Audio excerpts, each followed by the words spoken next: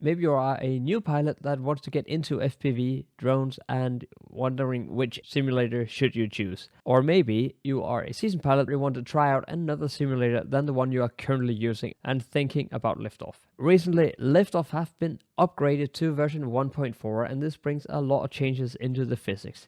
They now feel less floaty and closer to the real thing. The thing I don't like about Liftoff is how they set up the drones. So while there has been a lot of improvement over the last few years, I still think that the motor selection should be a little bit more varied. Maybe you can choose how much kV each motor should have instead of just relying on those who are in the simulator to begin with. You can't always choose the exact motor that you want, but you can get pretty close, which is alright. It's just not the best. My drone weighs 109 grams in real life, and getting to that because of a heavy GoPro that I'm flying with, it has been quite cumbersome to get to that weight.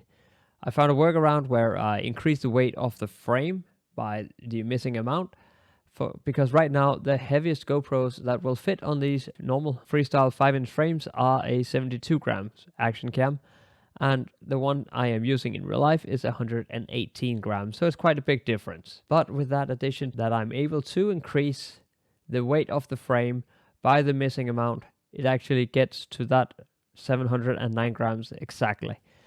And that is actually pretty good. So now we are very close to getting the perfect spot for flying freestyle inside Liftoff. When it comes to the maps, there are a lot of different maps, from open fields to bando cities, and there's a lot of variety in those maps that you can actually use and try out a lot of different things. With the Slipstream DLC, you can also do some chasing of cars and airplanes or model planes, which is actually a quite good addition to this really great simulator. So what I like about this is the physics and all the different kind of maps that you can play in. And there has been a lot of improvement with the last update to 1.4, so definitely check it out. Now I want you to leave a comment down below and tell me what you think is the best simulator. Is it Liftoff? Have you tried it? Haven't you tried it? And so on. I'm up to 186 hours inside Liftoff, and there has been a lot of improvement with the last update. Now leave a comment down below and tell me what you think of the simulator if you have tried it. And also, this is the video YouTube think that you should watch next.